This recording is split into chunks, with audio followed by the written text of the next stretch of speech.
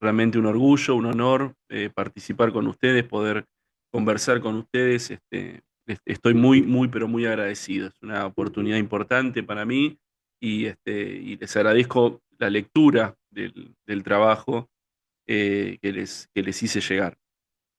Básicamente les comento el marco de mi investigación o el modo en que trato de comprender este fenómeno de las ciudades, las llamadas ciudades inteligentes, que son un modelo de negocios, un modelo de intervención sobre el espacio urbano. Eh, Está consolidado relativamente en algunos lugares, en otros es un mero proyecto, una maqueta, en algunos es una aspiración, pero yo lo enmarco dentro de mi interpretación acerca del capitalismo cibernético o el capital cibernético, que es una continuación de los trabajos de mis maestros acá en Argentina, fundamentalmente del economista Pablo Levin, que en mi país escribió una tesis doctoral llamada El capital tecnológico, y que sucintamente lo que hace es pensar una diferenciación en la estructura del capital, que por supuesto fue apenas advertida por Marx, pero que en nuestra realidad cotidiana explota por todos lados. Se trata de la diferenciación entre el capital industrial y el capital tecnológicamente potenciado. Esto es, en los trabajos de Marx, la estructura del capital industrial generaba innovaciones que se observaban en los momentos de aumento extraordinario del plusvalor, y luego cuando este plusvalor extraordinario era diseminado en la estructura económica, en la rama productiva, se transformaba en plusvalor relativo. La innovación que otros economistas fueron viendo a lo largo del siglo XX, fue la emergencia de formas de capital o formas de empresas que innovaban de manera sistémica y de forma radical. El autor más conocido en esto es Schumpeter, que hablaba de la destrucción creativa y la innovación creativa. Bueno, lo que Pablo Levin hace es identificar esta estructura de capital diferenciado y incorporarla desde la lógica del capital. Esto es, un tipo de capital asignado a la tarea de innovación y desarrollo que de forma permanente tiene la capacidad de innovar de manera incesante la estructura de capital, generar bienes y servicios que son de una cualidad superior y que rompen con la estructura dada de la ciencia y la técnica, ya apropiada ahora por el capital, es decir, privatizada, y lo que genera son innovaciones de forma continua que impiden que la tasa de ganancia caiga, sino que se mantenga hacia arriba de forma cuasi permanente. Bueno, en ese marco, el capital tecnológico, por lo tanto, es una forma intrínseca, interior del capital, de estar permanentemente innovándose. Como el capital tecnológico es muy amplio y puede generar innovación en distintos terrenos, uno puede encontrar capital tecnológico en el sector agrario, uno lo puede encontrar también en el sector de la salud y así sucesivamente. A mí me pareció interesante apropiarme de este concepto y pensar el capital tecnológico específicamente social, el capital tecnológico que se aplica a las comunicaciones, ¿está bien? Lo que serían las TICs, las tecnologías de información y comunicación. ¿Qué sucede cuando este capital tecnológico, esta capacidad capitalista, se aplica directamente al, al mundo de las comunicaciones, si no hace emerger una forma de capital que podemos diferenciarla conceptualmente, es decir, a través de una síntesis de múltiples determinaciones? Es decir, uno conceptualmente trata de reflejar un hecho económico y social que sucede de forma exterior y que uno trata de, a partir de eso, generar un concreto mental, como decía Marx en los Grundrisse, en el método de la economía política. Entonces, el capital cibernético es el capital tecnológico de las comunicaciones. Y lo que trato de entender, porque todo esto es para entender la realidad, no para entender autores, yo uso los autores para entender la realidad social, no para ser especialista en Marx o especialista en Levin o especialista en Foucault o todo, ¿no? Me interesa la realidad social, el poder y la sociedad.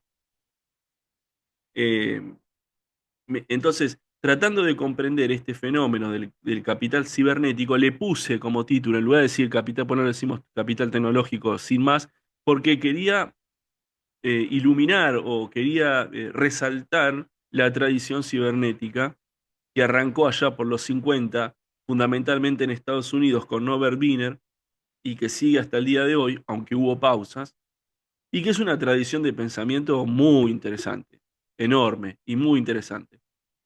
Fundamentalmente porque ellos son teóricos que se plantearon directamente el problema de la automatización. Fundamentalmente en la década del 50, en la década del 60, lo que sucedió particularmente en Estados Unidos fue que esa automatización no se dio porque no había tecnología suficiente, no porque no estaban advertidos. Es decir, ellos se pusieron a pensar en un horizonte para el cual la objetividad tecnológica todavía no daba para tanto. Se habían adelantado muchísimo. Después la cibernética entró en pausa durante un tiempo, fue muy trabajada y advertida por diversos filósofos y psicoanalistas. Lacan miró muy bien el tema de la cibernética, fíjense, si no recuerdo mal, es el seminario 2 donde él habla de cibernética y psicoanálisis. Hace citas muy interesantes.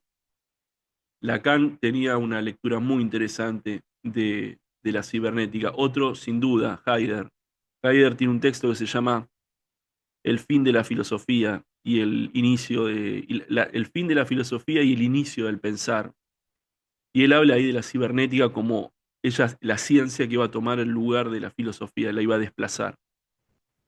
También tienen textos más modernos, más actuales, El hombre operable, de Peter Sloterdijk.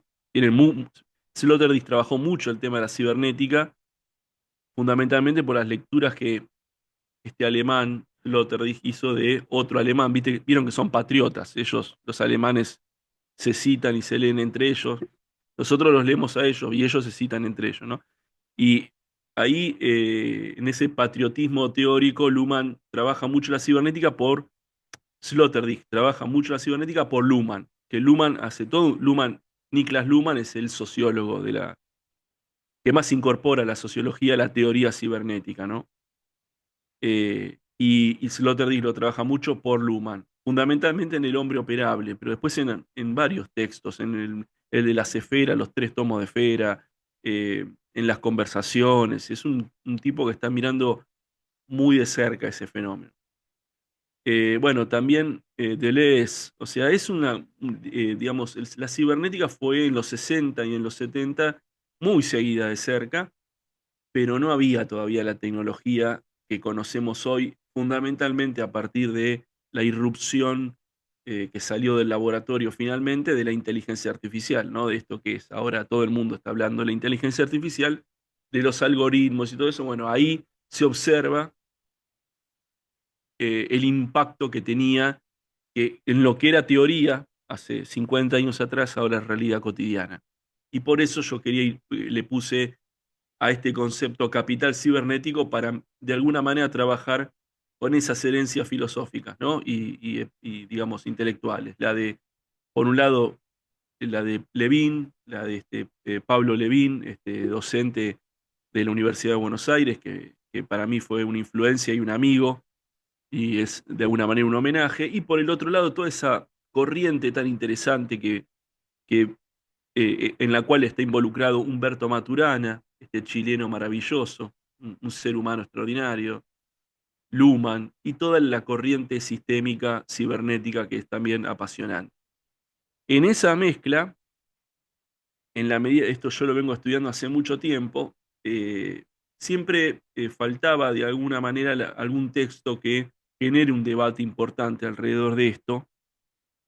Permanecía un poco teórica la cosa, y hubo dos escándalos importantes, el Brexit y, bueno, ligados entre ellos, el Brexit y Cambridge Analytica, y la irrupción de documentales en Netflix alrededor de todas estas cosas, pero fundamentalmente un libro del año 2018, si no recuerdo mal, que fue recomendado por Obama y que se llama El capitalismo de la vigilancia, de Shoshana Zuboff, que fue un texto y es un texto muy bueno realmente.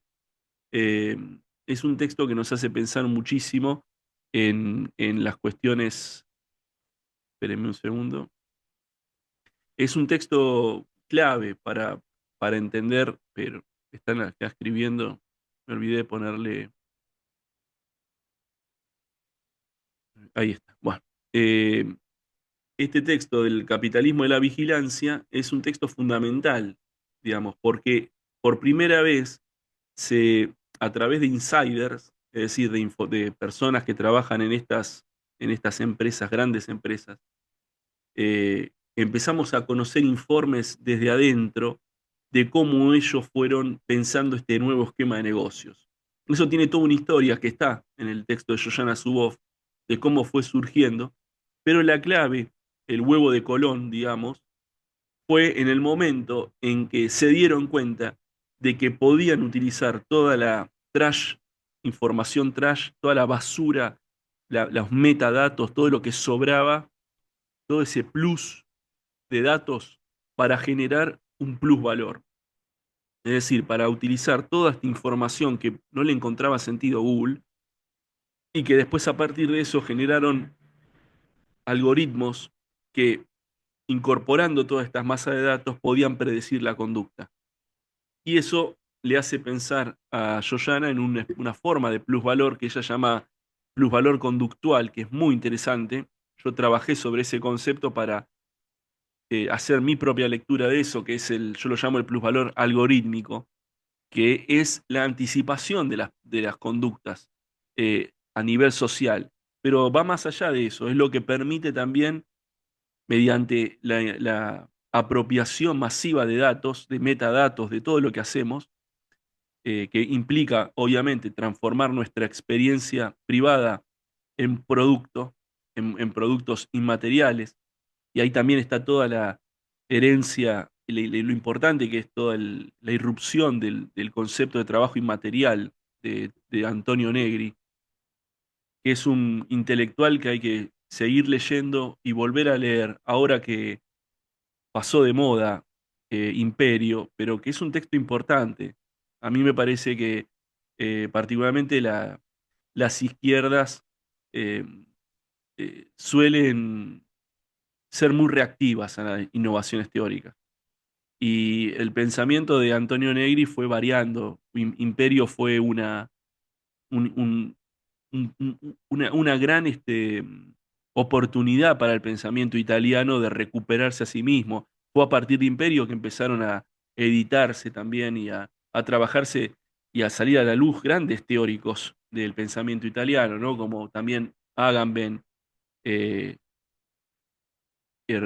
Roberto Espósito, ¿no? Pero ese texto y esos conceptos de trabajo inmaterial son importantes, están en Marx.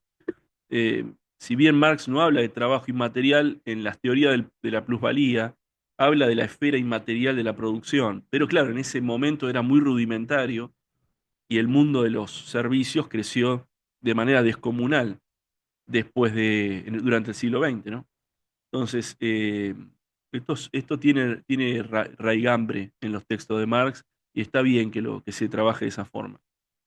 Por otro lado, entonces, todo este desarrollo de productos, ¿no?, inmateriales que permiten anticipar la conducta, que permiten, bueno, Shoshana Zuboff trabaja mucho tratando de entender, por ejemplo, el Pokémon Go o diversos dispositivos, en donde cual se puede dar cuenta de lo que las personas van a hacer, ¿está bien?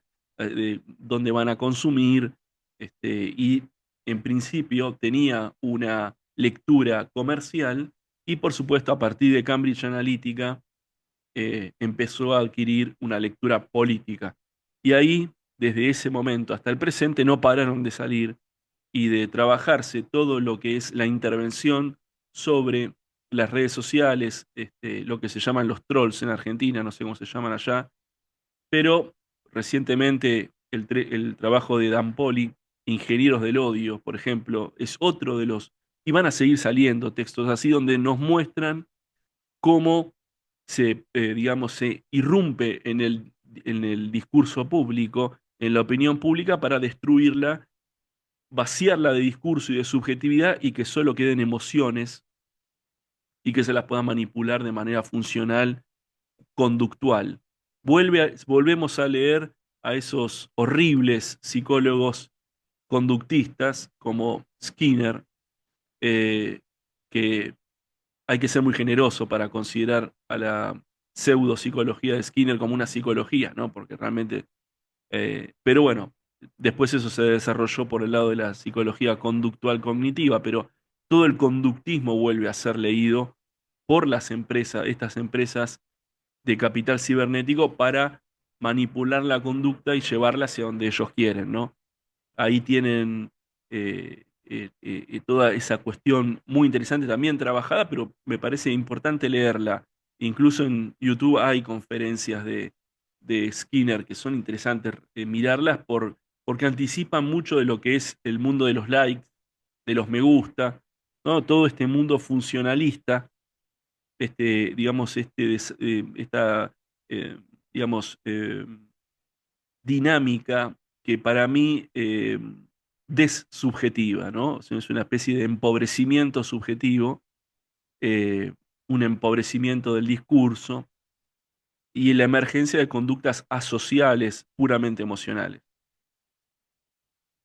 En este marco, el texto que yo con el que ustedes leyeron o que, digamos, que quería presentar es la cuestión del capital cibernético, del exterior del capital cibernético, la exterioridad.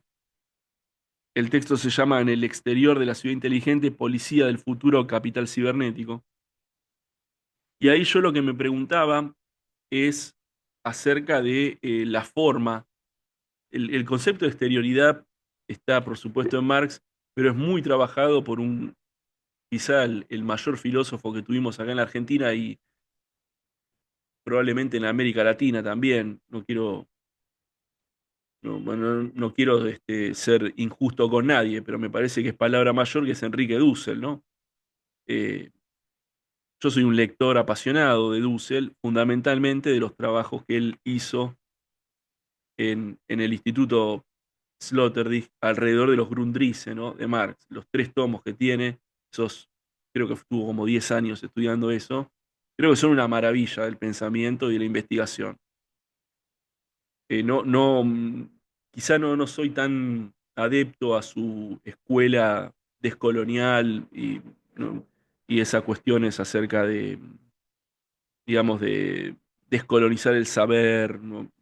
Quizá por ese lado no lo sigo tanto, eh, pero sí lo sigo en lo que nos ayudó a estudiar a Marx y eso y a Hegel. Así que en eso siempre voy a estar muy agradecido por Dussel. Y el concepto de exterioridad es importantísimo porque si uno lo tiene que presentar un concepto que tiene su lógica, también los conceptos tienen su estética, ¿no? Uno tiene que poderse imaginar también un poco los conceptos. Y esta idea de la forma y la contraforma o el anverso de la forma, el reverso, ¿no?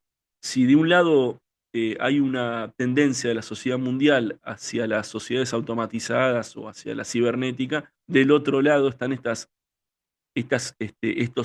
espacios en donde se desarrolla la violencia y la muerte, ¿no? De una manera que dista mucho de los ideales del Estado de Derecho, ¿no? Y eso es toda América Latina, o sea, en muchos espacios de nuestro continente, pero también en Europa, en todos lados. Uno, como decía Antonio Negri, el centro y la periferia están en todos los espacios. Digamos, no es que está de un lado el centro y del otro lado está la periferia. En el centro está la periferia, y si no, porque Trump está tratando de sustituir importaciones y generar puestos de trabajo, porque está lleno de pobres Estados Unidos. Y lo mismo sucede en cualquier parte. En Argentina, las villas, en Brasil, las favelas, y así sucesivamente. Entonces, si uno tiene que tomar como dos grandes ideales de ciudades tecnológicas, centros de tecnología, de información, bueno, Silicon Valley en Estados Unidos y Shenzhen en China. Y son esos dos tanques gigantescos los que están combatiendo en pos de las últimas tecnologías, que van desde la inteligencia artificial, los modelos de lenguaje, pero también la computación cuántica. ¿Eh? Y entre todo esto también hay una revolución acerca de la energía. Es decir, si vamos a seguir apostando a las energías fósiles o a las energías limpias o a formas de energía que no dependan de la civilización del petróleo, otras formas de energía.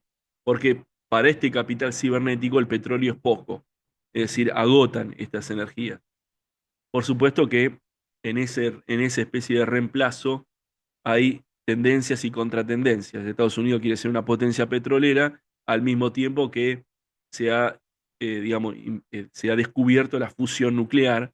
Entonces uno va viendo de que una parte del capital va hacia un mundo mucho más planificado y otra parte, digamos, va hacia un mundo en donde se planifica apenas la nación, cuando la estructura del capital ya se puede observar que es capaz de planificar, bueno, ni más ni menos que formas diversas de globalización, ¿no? Es decir, hubo una globalización neoliberal y la globalización ahora se está rediscutiendo porque no hay ninguna duda que el capitalismo es un hecho mundial y lo que se está ahora discutiendo es, en todo caso, entre China y Estados Unidos, con esto de los aranceles, etcétera, son las nuevas instituciones de la globalización.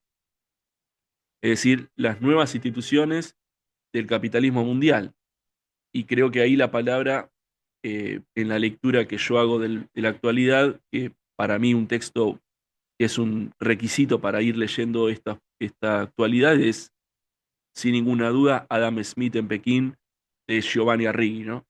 Creo que hay una especie de recentramiento del capitalismo en el mundo asiático, alrededor de China, y creo que eso es un dato importante. Eh, Me opongo a todo tipo de lectura que diga que Trump rompió la globalización y que se terminó, y eso no soy nacionalista en ningún sentido, ni metodológico ni teórico. Amo a la Argentina, pero no soy nacionalista. Me interesan las miradas internacionales. Y en particular creo que ahora hay un recentramiento de este universo. Y en ese mundo creo que está este ideal, esta especie de interior del capital, como le dice Sloterdijk, el mundo interior del capital, y una exterioridad que está dada por espacios de supervivencia, en donde aparece otra forma de capital que no es el capital tecnológico, sino que es formas corrosivas de las instituciones sociales, podemos llamarlo narcocapital, capital financiero aplicado a al narcotráfico. En ese punto también me interesó entender cómo el capital y la relación entre el capital y nuestro cuerpo, ¿no? Y por eso en el texto tienen una referencia a Hugh Herr, que, digamos, digamos, tiene una empresa de biónica y digamos, se puso piernas biónicas porque tuvo un accidente. Y es extraordinario que si ven los videos de Hugh Herr bailando y las cosas que hacen con las piernas biónicas, ¿no? Es una mutación en el cuerpo y que obviamente que está ligadísimo a las nuevas formas de capitalismo y de trabajo, porque en China, por ejemplo, trabajan con exoesqueletos para poder levantar en el mundo de la construcción este, eh, bloques de cemento recontrapesados, ¿no? Entonces tenemos ahí una transformación en nuestra relación con el cuerpo. Yo pongo ahí la figura del cyborg, es decir, esta figura que viene de la ciencia ficción y que a mí me permite entender formas nuevas de trabajo y de relación con el cuerpo. Cuando digo cyborg, estoy pensando en términos de economía política. No estoy pensando en Donna Haraway y el manifiesto cyborg. No me interesa. Me interesa pensar el concepto de cyborg no como una manifestación digamos, de diversas sexualidades y no, me interesa entender cómo transformamos nuestro cuerpo en la relación con los dispositivos tecnológicos y cómo los incorporamos cada vez más en el cuerpo. Esto lo trabajó muy bien Laila en el pretexto de Postmortum, donde ella lee unos trabajos de Zizek, que es Hegel y la conexión con el cerebro, algo así. Es un texto que estoy leyendo, es muy interesante, estas cuestiones. Es decir, cómo modifica nuestra relación con la percepción las interfaces cerebro-computadoras. Y esto ya ocurre, están los muchachos que tienen algún tipo de discapacidad y que tienen la cabeza conectada a internet o a una computadora y a través de estos cerebros interfaces mueven cosas. Por supuesto que el capital está utilizando en este momento a las personas con discapacidad para generar los prototipos que después van a utilizar los normales. Es decir, ahora la legitimidad de esta irrupción sobre el cuerpo es porque están sanando gente. Pero después se lo van a vender a gente que no tiene un problema motriz y va a estar conectado al cerebro para mandar mensajitos de texto. Ese es exactamente lo mismo que pasa con las cirugías estéticas. Es decir, te podés poner implantes mamarios por una cuestión de un problema de cáncer y después se lo pueden poner chicas de 14 años. Y probablemente el día de mañana no faltará algún alocado, es muy típico de los yanquis, que se quiera cortar las piernas para ponerse piernas biónicas porque mejoran el sexo y no te duele la rodilla y podés pasar de medir 1,60 m a 1,80 m con piernas biónicas y etcétera. Bueno, esto es bastante distópico, ¿no? O sea, causa gracia, pero quién sabe. Entonces, la ciudad inteligente del capital cibernético tiene que ver con entonces comprender cómo la urbanidad empieza a ser transformada por esta forma de capital y, y que de alguna manera también transforma nuestra cotidianidad al estar rodeados de pantallas y de formas digamos, de transformar, de que cada paso, cada momento de nuestra experiencia se transforme en datos, ¿no? En el texto yo trabajé la empresa Axon Police, digamos, que fue digamos, me puse a mirar un poco eso, informarme un poco en qué andaban. Acá en Argentina son famosos, esa empresa es famosa por las pistolas Taser, pero la verdad es que esa empresa fue mucho más allá de las pistolas Taser y en la actualidad vende camaritas para que los policías cuelguen esas camaritas y se grabe todo el, se grabe toda la actividad policial del CANA en relación con las poblaciones. Ustedes saben que los norteamericanos están divididos por la raza, la llamada raza, que no existe, pero que se transforma en un concepto político en el contexto de las diversas transformaciones o transu- eh, transformaciones digamos, o modos metamorfoseados que aparece la lucha de clases, ¿no? La raza es una.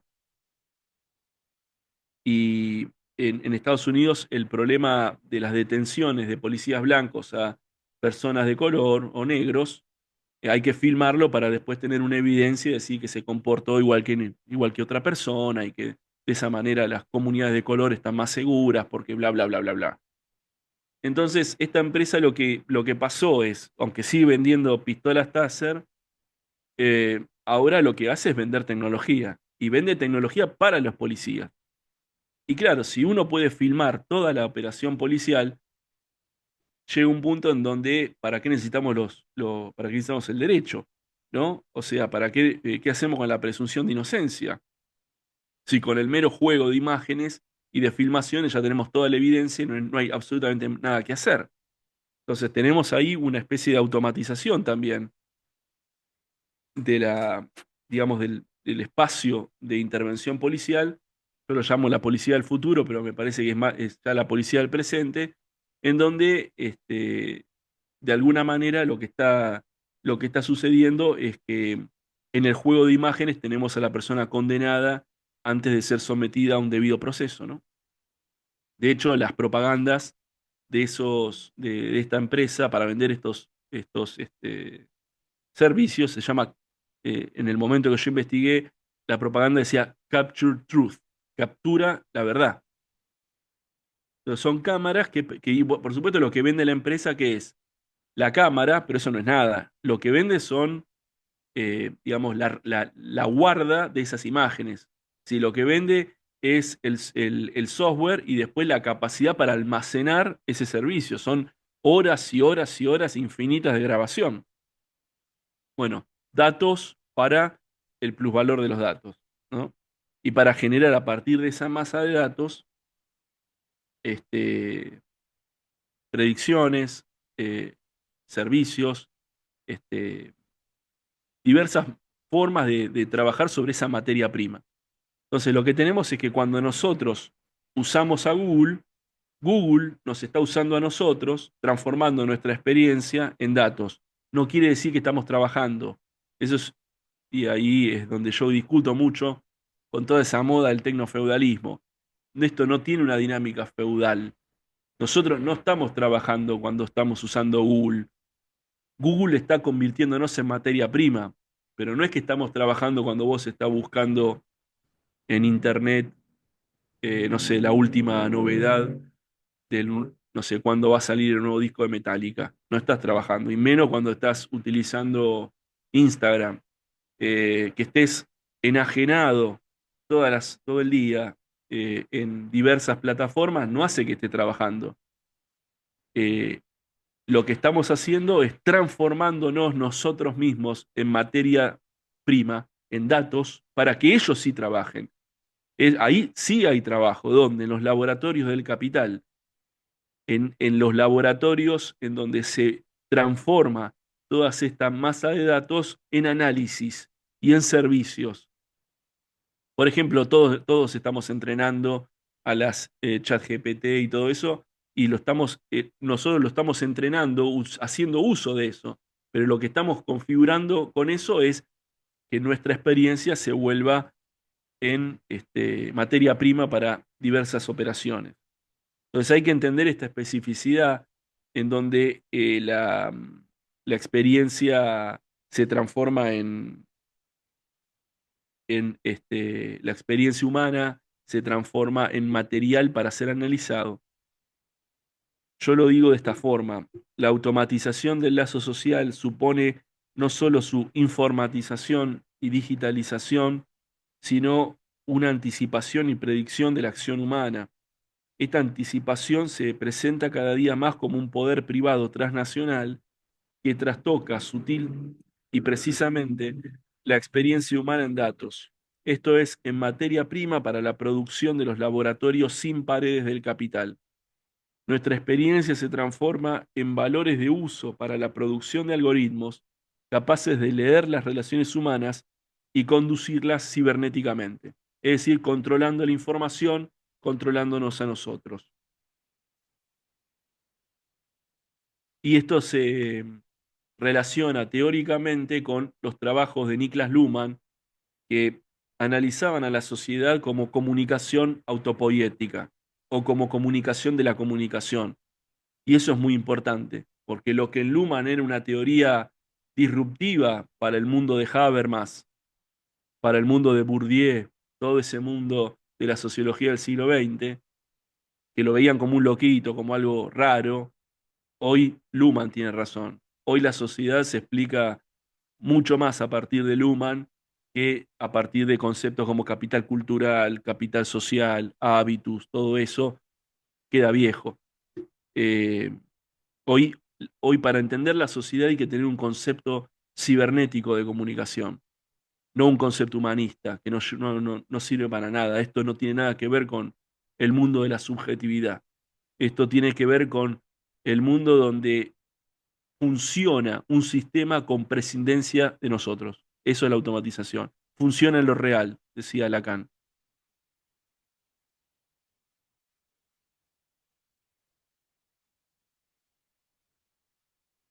Entonces, si de un lado uno puede pensar, ¿no? La ciudad cibernética Del otro lado, esta ciudad inteligente, le comento acá en el texto, la ciudad inteligente es el diseño exportable del capital cibernético, es una especie de maqueta en la cual las poblaciones, es el nuevo espejito de color. En la Argentina, Milei. Es decir, parte del imaginario anarcocapitalista es esta idea de que sobra la burocracia y de que nosotros, los anarcocapitalistas, venimos munidos para como nosotros formamos parte de este tercer mundo, digamos, ni siquiera es que vienen las inversiones acá. Lo que viene es el dedito en alto de Elon Musk, nada más. No hay ni plata, ni inversiones, ni un corno. Lo que tenemos es un monigote de presidente que dice que es amigo de Elon Musk y que está recontracopado con eso, con el mundo de la inteligencia artificial, pero no hay ni una sola empresa invirtiendo en la Argentina seriamente en eso. Al contrario, van a México, van a Brasil, es hermoso. Y acá está esta especie de, no, me cuesta decirle presidente, esta especie de algo que está en el Poder Ejecutivo y que está enamoradísimo de todo esto, pero que en realidad no hace otra cosa que destruir burocracia, destruye instituciones, pero no la reemplaza con nada.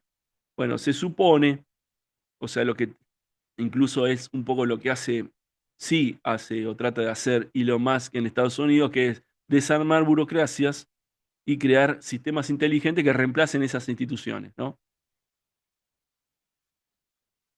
La ciudad inteligente es el diseño exportable del capital cibernético que impone la conexión a Internet como un derecho básico y universal. Y después se aparece en todo este mundo, ¿no? En el contexto de ese imaginario, de ese ideal, que es las dos cosas. Es un ideal tecnológico, es una utopía tecnológica, para algunos es una distopía. Ese ideal tecnológico también tiene toda una serie de imaginarios y después la emergencia de nuevas figuras, de nuevos trabajadores, ¿no? Los influencers, los trabajadores de plataforma, los OnlyFans, los que suscribite, ponele like, los que pasan digamos, la gorra para que el suscriptor ponga plata y le permita seguir viviendo al influencer, ¿no? Los jóvenes quieren ser influencers. Bueno, todo ese mundo que es el mundo cuentapropista, ¿no? Y que también tiene que ver con estas formas. Pero del otro lado está el mundo del trabajo no objetivado, es decir, el mundo de los pobres sin trabajo que se tienen que inventar su propio trabajo. Yo lo llamo el fantasmagórico mundo del trabajo no objetivado, el mundo no asalariado, el mundo que no produce mercancías sino valores de uso mercantil, artesanal, el mundo lindante al narcocapital, el mundo de la economía popular, el mundo exterior al capital cibernético, aquello que queda afuera. Hay una serie que la primera temporada era muy buena y que mostraba esto de una manera muy interesante, que es 3%, creo que se llamaba, que mostraba el mundo de la favela y el mundo adentro de un mundo puramente tecnológico, utópico, tecnológico, y de otro lado una favela rodeada de sistemas de control y de seguridad. O sea, creo que la ciencia ficción nos ayuda a pensar un montón esto, porque lamentablemente la sociología para pensar esto tiene que adquirir una escritura ensayística y como particularmente en la Argentina están dominadas las academias por las metodologías de tipo cuantitativas o empiristas, no pueden pensarla el presente, porque con esas metodologías no puedes ir a otro lado que a la esquina de tu barrio y hacer mediciones y preguntitas y encuestas.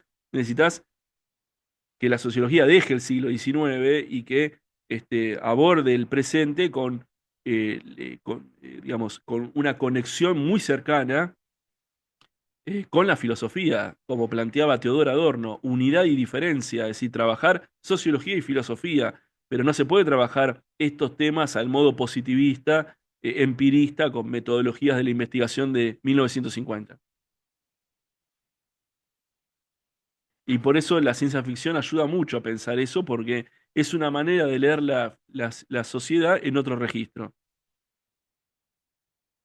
El trabajo no objetivado, el no ser que queda fuera en la exterioridad del intercambio con el capital, no son trabajadores asalariados, no son trabajadores en el sentido de ser trabajo productivo para el capital. Se trata del ejército espectral de humanidad no subsumida productivamente al capital en tanto fuerza de trabajo capaz de producir valor mercantil. ¿Qué pasa con toda esa masa, todo ese ejército de reserva, como decía Marx, ese ejército de reserva que ya no es subsumible al capital, que no produce valor mercantil, que produce valores de uso? ¿Qué pasa con toda esa gente? ¿Alguien cree que las fábricas que supuestamente están en el resto del mundo van a volver a Estados Unidos para emplear norteamericanos?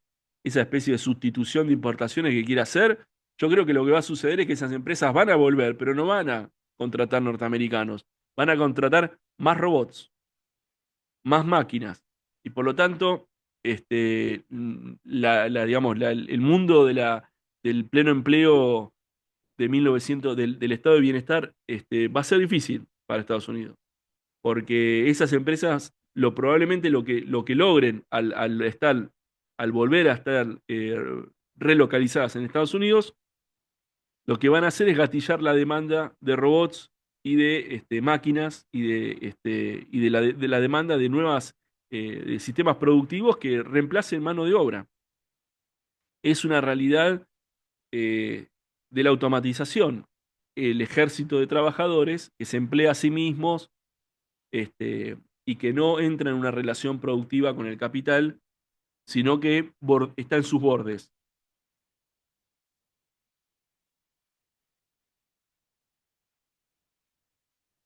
El texto entonces termina afirmando que en el exterior del capital inteligente, otro capital se encarga de lavar los excedentes dinerarios mundiales. Piensen también en las criptomonedas, en las criptoestafas, asegurando liquidez infinita de forma permanente, endeudando empresas e individuos, comprando barrios enteros, bloqueando toda la acción e investigación criminal contra el blanqueo de capitales financieros. Se trata del narcocapital, esa mortífera forma de capital dinerario que, tomando el lugar del estado de bienestar, lo pervierte trastocando sus ideales, afirmando la mayor infelicidad posible para la mayor cantidad posible de muertos. Esto lo tomo de Roberto Saviano, un gran escritor. Roberto Saviano se hizo famoso porque hizo un libro llamado Gomorra, hay serie de televisión y también hay películas, y mostró la mafia italiana y el reemplazo de los capos de la mafia por niños, adolescentes, que sería como una especie de pasaje de la sociedad disciplinaria donde había un capo organizando la empresa delictiva hacia la sociedad de control rizomática, pero aplicada al mundo de la economía criminal. Bueno, yo creo que así como hay que leer las novedades de la inteligencia artificial y tratar de pensarla sociológicamente en relación a las grandes tradiciones del pensamiento, yo me ocupo del marxismo y la cibernética, también hay que leer todas estas novedades que provienen del mundo del periodismo y también de la literatura, y que tiene que ver con el quiebre de las instituciones de bienestar y con el reemplazo de formas criminales, es decir, la economía política criminal, ¿no? Acá en la Argentina es todo un tema realmente muy interesante para ver cómo van penetrando prácticamente sin descanso. Y bueno, un poco los grandes tópicos son esos. Y lo que trato yo particularmente, el esfuerzo que trato de hacer eh, en términos intelectuales, es poder de alguna manera actualizar la lectura de los clásicos de mi disciplina, de la sociología, y tratar de usarlos para leer la actualidad. Yo creo que hay claves importantísimas en esos pensadores clásicos para poder leerlos. Eh, en este texto que yo les pasé, que es en el exterior de la ciudad inteligente, yo lo seguí trabajando, en espectros hay varios trabajos míos, hay muchos laburos también que trabajan de esta manera del coeditor de espectros, que es Gabriel Muro, en donde se trabaja mucho también estos temas, más desde el enfoque histórico, pero están muy presentes. Y la idea era, bueno, de alguna manera hoy me interesaba sintetizar este recorrido y poner en acento en estas formas digamos, de exterioridad al capital, en la cual se producen todo un sistema una serie de riesgos permanentes para la vida cotidiana y que particularmente en mi país, en Argentina, es la causa más cercana para todas las políticas de extrema derecha, ¿no? Es decir, para el crecimiento, eh, digamos, del sistema penal, la producción de más cárceles. Yo ese tema lo analicé, el tema de las cárceles, de la privatización de las cárceles, en un texto que está en Espectros que se llama Ruinas sobre Ruinas, y que tiene que ver con cómo se agranda y cómo se transforma vía esta incorporación de tecnología, cómo las cárceles se transforman en máquinas electorales, ¿no? Y si no, miren el caso de Bukele, ¿no? O sea, cómo la enorme no me sale, el enorme encarcelamiento de miles de personas se transforma en una eficaz propaganda política. Y todo esto no deja de estar mediado por la comunicación sistémica. Así que esa cuestión, la comunicación sistémica y el modo en que el capital se la apropia, es el centro de mis obsesiones y es lo que trato de comprender. No sé si lo logré, pero lo intento y lo retomo de manera permanente porque me lo quiero explicar y se lo quiero explicar también a los demás. Pero bueno, por suerte, la realidad es mucho más que el pensamiento y es inagotable. Así que creo que tengo bastante trabajo para seguir haciendo. Bueno, eso es un poco lo que les quería comentar.